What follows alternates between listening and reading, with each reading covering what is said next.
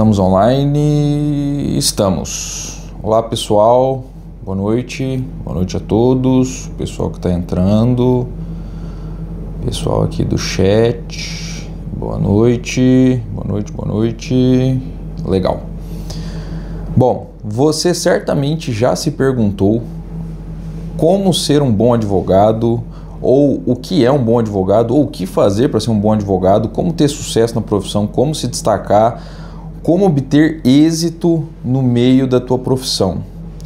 Bom, recentemente eu estive em Brasília com alguns colegas atuando sobre um processo específico que eu fui contratado e conversando com alguns colegas mais velhos da profissão, evidentemente, da minha área, fomos debatendo alguns assuntos, tanto do processo, questões técnicas, quanto questões que estavam para além da técnica do processo, para além do direito penal e que foram contribuindo, né? E ao término ali do debate, durante o café que nós tomávamos, o que surgiu de comentário que foi o interessante, para além da técnica? Os advogados mais velhos de Brasília fizeram alguns comentários a respeito da relação entre aquilo que eu havia trazido para o processo de maneira contributiva para a resolução da questão e que não era necessariamente uma questão jurídica. E aí recebi alguns elogios e veio essa questão, né? Doutor, parabéns, o senhor está de parabéns, a sua contribuição foi muito satisfatória, etc. E de certo modo você já deve ter ouvido isto, né? Que você tem uma contribuição interessante, um arcabouço legal. Todos nós já recebemos elogios de alguém, de algum advogado mais velho na nossa profissão. O fiel da balança talvez seja essa pergunta sincera interior. Eu sou um bom advogado? Como ser um bom advogado? Me considero um bom advogado? Como é que eu faço para ter sucesso na minha profissão?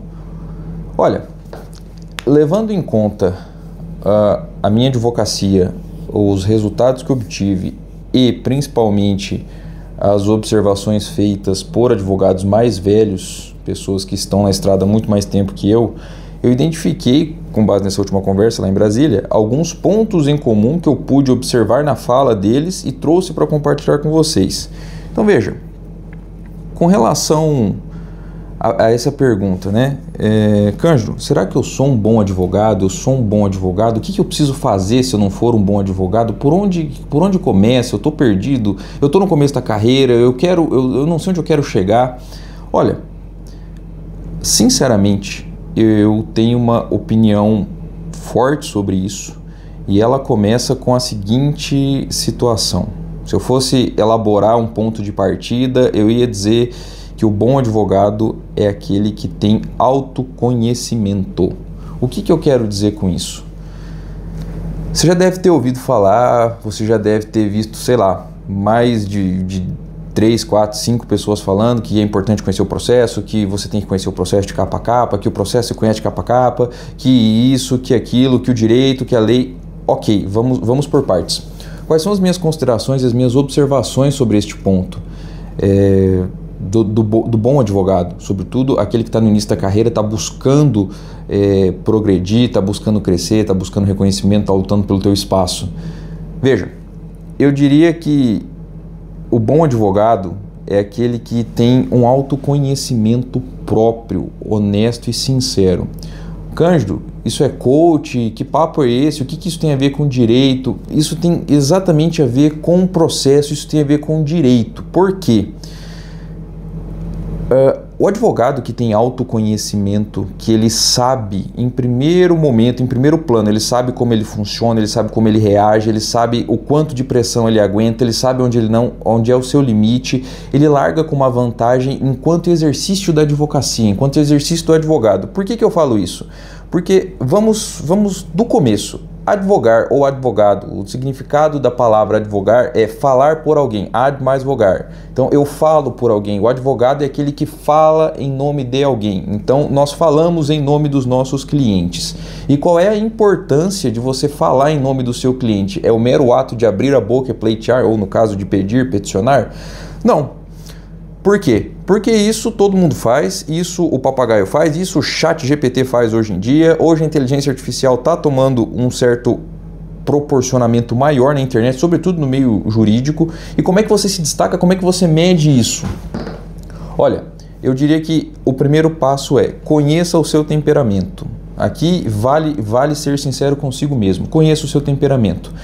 Cândido, quais são os temperamentos? O que é isso? Eu estou perdido, me ajuda. E por que isso é importante para o meu trabalho, para o meu processo, para a minha advocacia? Nós não somos robôs. Nós não somos máquinas, nós funcionamos de maneira diferente, nós temos meios de ação diferentes, nós temos maneira de lidar com a pressão diferente.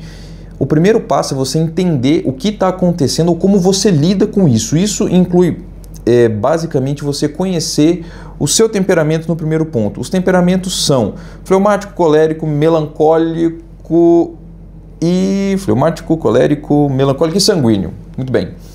Por que é importante conhecer isso? Porque a advocacia, ela exige que você suporte uma determinada pressão, e a maneira com que você vai lidar com essa pressão, se você não souber administrar e não tiver o conhecimento necessário sobre si mesmo num primeiro momento, pode ser com que você erre no processo. Então, por exemplo, se você é um sujeito melancólico, que tem uma característica de ser um pouco mais pessimista, às vezes o juiz dá um despacho, você não se sente tão bem, você acha que o processo já acabou, que está perdido e você dá por derrotado. Calma lá, o processo está só começando, existem outras maneiras de você contornar essa situação. Se você é um sujeito, assim como eu, colérico, você é explosivo, você é ativo, você quer fazer, você recebe a petição, você já quer pensar, calma. Pode ser que, se você estiver sob pressão, você age de maneira impulsiva e isso te traga um prejuízo muito grande. Consequentemente a esse processo de você conhecer do teu temperamento, vem a questão da tua personalidade.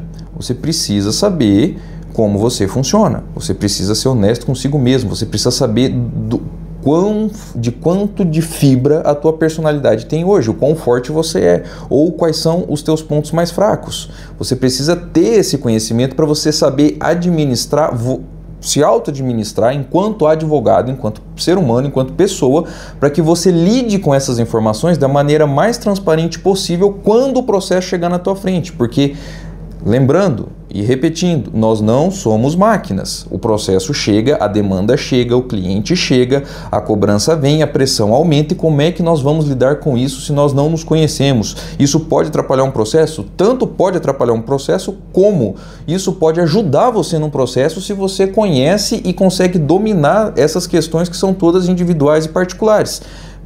Primeiro, conhece-te a ti mesmo, né? Dizia Sócrates. Então, o autoconhecimento tem uma vantagem extremamente significativa para aquele que vai exercer a advocacia, porque você, tendo autoconhecimento, você consegue medir pesos, contrapesos, freio e acelerador da sua postura frente ao processo de maneira técnica e frente ao cliente ou às decisões ou aquilo que as decisões e as ações causam em você. Então isso é fundamental. Estamos falando primeiro de ser humano, de estrutura, porque lembrando, gente, advogado também é gente, tá? Apesar do pessoal achar que não, sobretudo os criminalistas, que nós somos pessoas que lidam com estresse e crimes, isso exige um pouco mais, mas nós também somos seres humanos. Posterior a isso, tem uma outra questão que eu chamo, e quando eu falo eu chamo, não é invocando o título para mim, mas é o nome que foi dado, de mapa da ignorância. O que é o mapa da ignorância? O mapa da ignorância, ele tem como base a sinceridade interior, é você sendo sincero consigo mesmo perante a sua consciência. Por quê? O que é isso? O que significa o mapa da ignorância?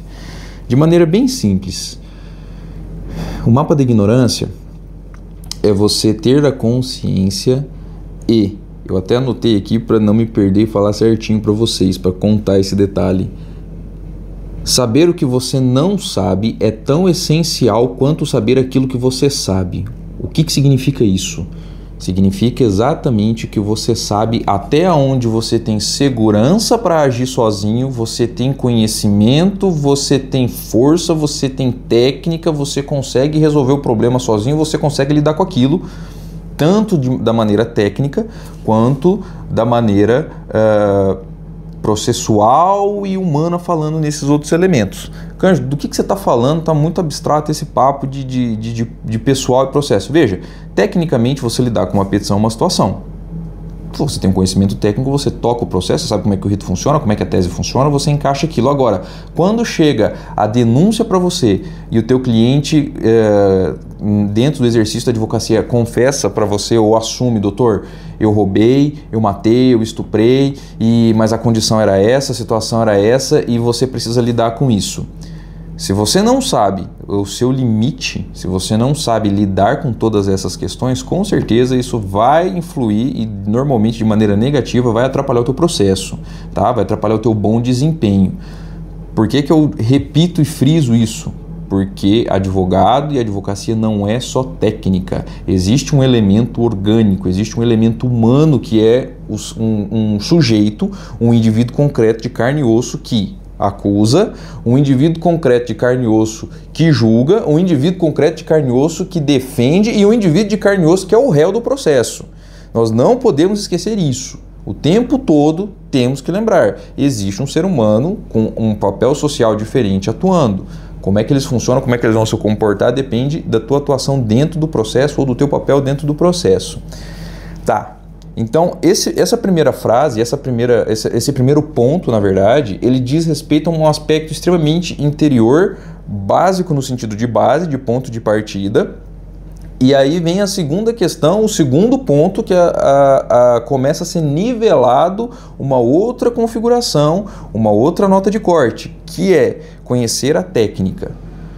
Conhecer a técnica é fundamental, é indispensável, é imperdoável que um advogado não conheça a técnica, não conheça o rito do processo, não conheça o andamento, não conheça como o jogo funciona, quais são as regras do jogo. Então, objetivamente falando, quesito número 2, para ter um bom sucesso na advocacia, para se destacar no mercado de trabalho e para ser um profissional competente, conheça a técnica. Conhecer a técnica, nós podemos distinguir, nós podemos abrir isso em algumas funções ou algumas etapas para ajudar a nossa questão aqui de maneira mais didática.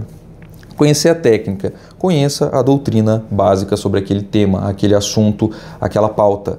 Então, se o crime é de homicídio, conheça o funcionamento, as doutrinas, os autores que falam e tratem sobre o tema de homicídio, sobre o tribunal do júri, conheça o rito especial, como é que funciona. Se é sobre lavagem de capitais, entenda como funciona isso, entenda a parte teórica. Muitos advogados, colegas, juízes, promotores esquecem, com o passar do tempo, pela tal automatização ou pelo fluxo, de manter-se atualizado naquilo que é doutrinário. O que é isso? Significa que quando você sai da faculdade, você vai parar de estudar? O advogado jamais. Se o juiz para de estudar e usa e dá uma sentença teratológica, se o Ministério Público está usando dispositivos antigos, isso é um problema deles que nós, enquanto advogados, temos que estar atentos, atualizados, porque isso vai ser objeto do nosso ataque enquanto tese de mérito e tese de recurso. Então, o advogado precisa estar atento a todas essas questões. Deixa eu corrigir isso aqui. Pronto, o pessoal aqui precisava tirar o áudio. Então, conheça a doutrina. Por quê? A doutrina é o nosso ponto de partida teórico, é o nosso ponto de partida técnico. Saiba, escolha, leia, se interesse, busque isso. Busquem livros, papéis, livros, doutrina. Sobretudo, se você puder e tiver condições de não só ter os livros atualizados, mas ter os livros anteriores para você acompanhar a evolução daquele pensamento, a mudança daquela doutrina, daquele posicionamento, daqueles autores, como é que eles pensavam num livro de 5 anos atrás, um livro hoje, como é que funciona isso. Livros, tenham livros, de preferência comecem com doutrinas, tenham doutrina, manuais não, manuais são para um segundo momento só para economizar tempo, mas quando você já conhece a doutrina, não comece com manuais, sobretudo os esquematizados, pule fora disso. Situação seguinte, Cândido, basta conhecer a doutrina? Não, a doutrina é o ponto de partida de base. Por quê? Porque um processo não funciona só com doutrina. Além da doutrina, o que mais eu preciso estar antenado, o que eu preciso estar atualizado. Conheça a jurisprudência, conheça os julgados recentes do seu tribunal local, conheça os julgados, os julgamentos, as pautas e as posições dos tribunais superiores. Conheça como funciona aquela Câmara, aquela turma, como é que aquele ministro normalmente entende, vota aquela questão, nos acórdãos, nas decisões, quais são os autores que ele usa, com qual base ele está se utilizando, tanto a base legal quanto a base doutrinária, falei disso. Por quê? Porque é com esse estudo que isso vai te dar uma determinada vantagem no sentido de juízo de possibilidades ou juízo de previsibilidade, que é um ponto seguinte. Por quê? Como é que funciona isso? Uma coisa é, você caiu de paraquedas num determinado processo, você não domina, você não sabe, ou você só tem o básico. E aquela oportunidade surgiu para você. O que você faz? Não sabe? Liga para um colega? O que você faz? Vai fazer o quê? Bom, faça isso. Estude as decisões, estude o processo, estude como é que aquela turma entende aquela questão à luz do direito. Estude, sobretudo, as decisões mais recentes do teu tribunal, seja desde o momento você está no primeiro grau, o juiz de piso, já começa a olhar aquela situação, como é que é o entendimento do tribunal, se já tem às vezes um habeas corpus, se tem alguma situação que te permita ali você saber quem é o prevento. Estude essas questões, porque isso do ponto de vista estratégico faz diferença no processo, para alinhamento de estratégia, momentos posteriores de despacho, teses de recurso, momento de apresentação de memoriais. Estudem isso. Veja, o processo, a palavra processo são sequência de atos, mas não viva um ato de cada vez. Não olhe para o ato número 2 partindo somente do ato número 1. Se você está no ato número 1, vislumbre as possibilidades do ato 2, 3, 4, 5, 6, porque existem possibilidades e as situações mudam a depender das decisões no processo. Nós não podemos ser pegos de surpresa ou dizer eu não sabia, eu não estava esperando por isso. Nós temos que ter possibilidades, previsibilidades da onde aquilo pode ir. Com base no que nós vamos ter essas previsibilidades e possibilidades? Doutrina, nosso ponto de partida, principalmente naquilo que fala sobre direito material. Conhecer a parte processual enquanto rito. Atualizações de jurisprudências, julgados daquele juiz, daquele tribunal superior, daquela corte, daquela turma, daquela câmara. Isso vai te dar mais ou menos a direção para onde você deve correr, para onde o barco está indo. E posterior a você, essa questão lato ainda, o que você deve fazer para você aumentar o teu sucesso tecnicamente falando? Você precisa saber utilizar todo esse cabedal de informações à sua disposição, a seu favor, de maneira técnica dentro de um processo, tá? Então, invocando uma questão até que era tema da Segunda Guerra Mundial, informação é vantagem, tá? Quem tem informação tem vantagem. Aquele que tem mais informações consegue raciocinar melhor, ver as previsibilidades e possibilidades melhor.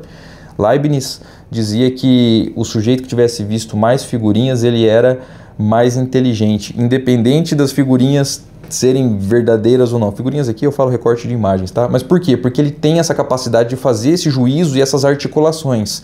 Isso, mas isso pode dar isso não dá isso aqui dá, isso aqui, se essa decisão vier por esse caminho, tem um recurso que cabe porque foi contra o direito material. Então, entenda, primeiro, tenha um autoconhecimento sobre si mesmo, saiba como você lida, como você funciona. Posterior a isso, vá para questões técnicas, estude, saiba, faça um levantamento de doutrinas, jurisprudências, materiais, organize isso de maneira sistemática, de acordo com o objeto daquela ação. Saiba como aquele juiz, tribunal, desembargador, ministro funciona, entende quais são os julgados, quais são os autores que ele usa, cita e prefere, porque você vai ter uma referência, e use isso a seu favor, articule, saiba utilizar todas essas informações a favor do teu cliente no teu caso concreto, porque é isso que vai aumentar a chance de êxito. E agora, talvez uma última consideração aqui, que essa já é um pouco mais conhecida, essa é figurinha repetida, mas é indispensável, vale a pena falar. Conheça o processo. Conheça o processo de capa a capa, ainda que ele seja digital. Conhecer o processo parte da seguinte premissa, que você tenha acesso à íntegra do processo. Então, certifique-se de que você tem acesso à íntegra do processo. Ah, eu tenho aqui um boletim de ocorrência ou eu tenho aqui já uma denúncia. Verifica se for uma questão de operação, de organização criminosa, de tráfico internacional, de lavagem de capitais, se existiu algum PIC antes, um procedimento interno do Ministério Público, um procedimento interno criminal, veja da onde partiu aquilo. Entenda, o processo penal ele é uma sequência de atos semelhante a um xadrez, mas de uma maneira cronologicamente organizada. Tá? Entenda a lógica do processo, entenda como o processo funciona e como o processo se processa, como é que as peças se encaixam, tanto do ponto de vista do rito, quanto do ponto de vista estratégico, ações autônomas, cautelares, como é que essas questões circunstanciais funcionam, estão atuando dentro do teu processo. Em desfavor ou a favor do teu cliente. Entenda como funciona a regra geral do ponto de vista da legislação e entenda como isso está sendo usado, em que momento isso está dentro do teu processo. Então é fundamental que para que você tenha a melhor defesa técnica, que você tenha à disposição o processo na íntegra, todos os elementos. Se são arquivos digitais que você tem acesso a tudo, se são gravações de interceptação que você tem acesso a tudo, se existe busca e apreensão, medidas cautelares, sequestro, pedido de prisão, expedição de mandado de busca e apreensão, você precisa ter acesso a tudo. Advogado trabalha com documento, advogado trabalha com informação. Eu disse para vocês que a informação, além dela te dar a vantagem do juízo de previsibilidade e possibilidade, é aquilo que vai garantir que você saiba se o seu cliente está sofrendo algum excesso, alguma coação ou alguma ilegalidade por parte do Estado. Porque se você não tem todas as informações, você não tem como aquilo para usar de referência com base na legislação e na doutrina. Então você precisa ter as informações à sua disposição. Você precisa ter todas as cartas na mão para que você olhe e entenda. Isso aqui está certo, com isso aqui eu posso fazer jogo, com isso aqui eu vou usar nesse momento, isso aqui eu não vou... Opa, isso aqui foi colhido da maneira errada. Numa linguagem um pouco mais simbólica, pense no processo como um jogo de... Se você não sabe jogar xadrez, pense como um jogo de baralho, canastra. Qual é a ideia? Como é que você... Quem é o bom jogador de canastra? O bom jogador de canastra é aquele que tem a maior quantidade de cartas na mão, e aqui as cartas são as informações, para que você saiba e você visualize, de acordo com as outras cartas à disposição na mesa, aonde você vai encaixar cada carta, qual é o momento de você segurar aquela carta, qual é o momento de você encaixar ela no momento processual adequado, correto, e aqui momento processual adequado, correto tem a ver com as suas teses, se é uma tese de nulidade, se é uma tese de defesa, se é uma tese de absolvição, se é uma tese de violação de direito fundamental, saiba, mas para que você saiba e visualize isso, você precisa ter isso. Então, garanta que você tenha acesso à íntegra do processo, ponto. Consequente a isso, leia o processo, não tenha preguiça de ler o processo. E aqui eu faço uma observação um pouco mais pessoal até, apesar de estarmos aqui na era digital e chat GPT para lá, resumo para cá, e enfim, tecnologias à disposição, eu particularmente entendo que as ferramentas tecnológicas elas têm que ser apoio, nós não podemos trocar as pernas pela muleta. Cândido, do que você está falando? Pega o processo e leia o processo, pegue as principais folhas do processo, ou as principais peças do processo, imprima, pega uma caneta, rabisca, marca texto, escreve, tome nota, faça anotações, porque é deste estudo genuíno, deste estudo focado e concentrado que você vai extrair ali a tua tese de defesa, que você vai extrair ali aquela vírgula que passou despercebida, aquela ilegalidade, aquilo que não foi anotado, aquele laudo que não está assinado, ou aquele documento que a assinatura não bate. Não é meramente rolando o scroll do mouse que você vai conseguir visualizar isso. Então, entenda, ler o processo de capa a capa pressupõe duas coisas: que você tenha a íntegra do processo, para que você visualize a maior quantidade de informações e cartas, que você conheça o direito, e por isso eu falei da questão da doutrina, que é a parte material, e as atualizações processuais jurisprudenciais, que é como o tribunal está aplicando ou entendendo aquela questão, e que você adeque isto ao teu caso, que é você articular essa relação jurídica, essa relação fático-jurídica processual ao teu caso, ao teu processo, aquela acusação, aquela ilegalidade, aquela que o teu cliente está sofrendo naquele momento, aquele sequestro, aquele bloqueio. Então entenda, saiba articular isso. Não tenha preguiça de estudar o processo, não é feio você imprimir as principais peças, pôr embaixo do braço, vai para o escritório, vai para um canto, pega, rabisca. É assim que se tira vantagem técnica, é assim que se estuda, é assim que se enxerga o êxito de um processo, é estudando. E isso, consequentemente, implica no quê? Concentração, foco e atenção, disposição. Processo penal não dá para ser feito às pressas. Advogado que é ansioso, advogado que é impulsivo, não consegue obter sucesso no criminal, às vezes por conta só desse ponto, da impulsividade, da pressa, da vontade de fazer e acontecer, saiu isso aqui agora, Calma, é urgente ter paciência. Eu sei, eu sou advogado criminalista, eu atuo em operações, eu atuo em questões de urgência, eu atuo em questões de demanda, em fronteira, às vezes em outra cidade. Primeira coisa, chegou aquele documento, respira, leia o documento. Existe uma verdade que os advogados mais velhos acabam transmitindo para nós, que é a seguinte situação. O processo conversa com você, o processo fala com você. Nós precisamos, enquanto advogados, aprender a ouvir o que o processo está falando, o que aquela petição, o que aquela peça, o que aqueles documentos estão me comunicando. Então, leia o processo, entenda o processo e escute o que o processo está falando com você. Por quê?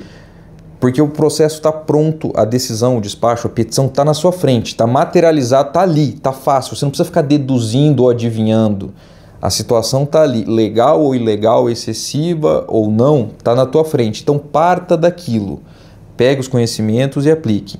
Fazendo isso, você vai conseguir ter de maneira organizada e sistemática um resultado melhor, um resultado mais concreto para esse seu juízo de previsibilidade ou possibilidade. Daquilo que pode acontecer, isso aqui foi feito, isso aqui não foi feito. Entendemos? Todos aqui? Deixa eu só dar uma olhadinha aqui no chat. Pessoal, está acompanhando? Ok, aparentemente está todo mundo entendendo.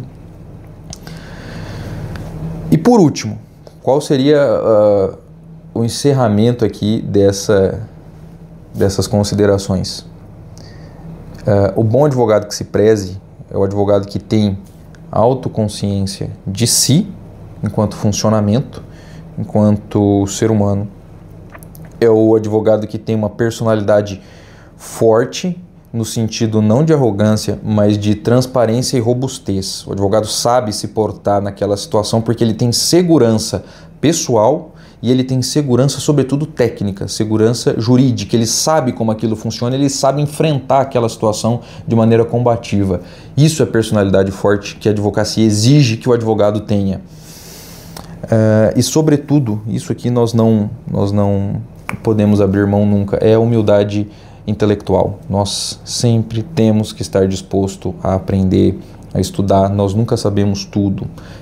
Cândido, mas você acabou de falar que o advogado tem que saber, tem que ter postura. Sim, mas isso, uma coisa não exclui a outra, elas são na verdade complementares. Se você tem postura, se você sabe como se portar, como enfrentar, é porque você foi humilde o suficiente para estudar, entender como é que funciona, como é que evoluiu, como é que a decisão está, e você tem certeza da tua posição, da tua tese, do teu ponto, e você vai enfrentar aquilo sabendo ainda que eventualmente se a decisão mudar ou se acontecer algum imprevisto processual, você não vai ter vergonha de sentar e estudar. Grandes advogados sempre fizeram isso. O Borbulhões fez isso, o Sobral Pinto fez isso, o Cacai faz isso. Então, perceba, o que todos esses grandes advogados têm em comum? Todos estudam constantemente. E o estudo não é só técnico, não é só de ficar se atualizando com base na lei que mudou, na jurisprudência, no acordo de entendimento, na súmula. Não, isso é fundamental, isso é a coluna, isso é a tua espinha dorsal. Menos que isso não dá, isso é o ponto de partida. Mas fora isso, todos os advogados, todos os grandes advogados sabem relacionar ou interrelacionar as várias não diria áreas do conhecimento nesse aspecto acadêmico, mas todo o conhecimento, independente da área, mas sobretudo o literário, o filosófico, é possível que você consiga encaixar para o teu cliente, para o teu processo. E qual é a diferença? Isso, na prática, isso vai te tornar um advogado muito mais competente, um advogado muito mais forte, vai te dar melhor possibilidade de visualização e combatividade. Isso vai te destacar. Por quê? Porque você vai olhar para o processo utilizando lentes, óculos, para enxergar coisas que os outros não enxergam ou deixaram passar. Recentemente, eu tive uma decisão absolutória num processo de estupro de vulnerável, então crimes sexuais, e eu consegui a absolvição do cliente por questões técnicas. O crime não ocorreu, nós tínhamos como provar, o crime não ocorreu, nós tínhamos uma gravação do dia, da hora que estava combatendo a denúncia, e nós mostramos durante a instrução e o réu foi absolvido. Porém, o juiz de piso me deu absolvição num inciso que eu não concordo. Eu discordo disso, inclusive objeto de recurso. E veja, por que eu estou dizendo isso? Porque quando eu fui fazer a minha petição, a minha apelação criminal, você tem toda a estrutura técnica, você tem toda uma questão que é exigida tanto pela cordialidade, quanto pelo regimento, como pela ordem, como pelo profissionalismo, mas eu sempre coloco nas minhas petições, normalmente nos recursos e nos memoriais, mas mais nos recursos, uma frase que diga alguma coisa sobre aquele processo, uma frase que eu vou utilizar no meio do processo, ou às vezes uma citação, e esse processo especificamente eu utilizei uma frase do Chesterton, que é: chegará o dia em que teremos que explicar que a grama é verde. Ponto. Por quê? Porque nesse processo que eu estou falando, eu tenho um vídeo de 24 horas de duração de um sistema que mostra que o crime não aconteceu. E aí nós utilizamos isso na instrução e isso simplesmente acabou passando pelo magistrado ou pelo assessor, não sei. O fato é, o cliente foi absolvido, o resultado foi atingido, mas isso não basta. Eu quero a excelência, e a excelência implica em você saber a técnica, articular aquilo que aconteceu, aquilo que não aconteceu, o que a lei fala, para onde a lei aponta, qual é o inciso que a lei, que o Código de Processo Penal manda o juiz aplicar no caso de absolvição por existência de crime. É esse, ponto. Ah, mas o réu foi absolvido, o cliente está sem problema. Não, isso não basta. Isso são para advogados medíocres, advogados comuns, e nós não somos isso e não queremos isso. Então nós vamos persistir nisso. E às vezes você não precisa inventar a roda, né? Mas você, a depender da situação, você tem que explicar que a grama é verde. Então, tá aí, são algumas considerações sobre como ser um bom advogado, por onde começar, ou como é que eu vou medir se eu sou um advogado de sucesso ou não. Estão aí algumas contribuições de ponto de partida.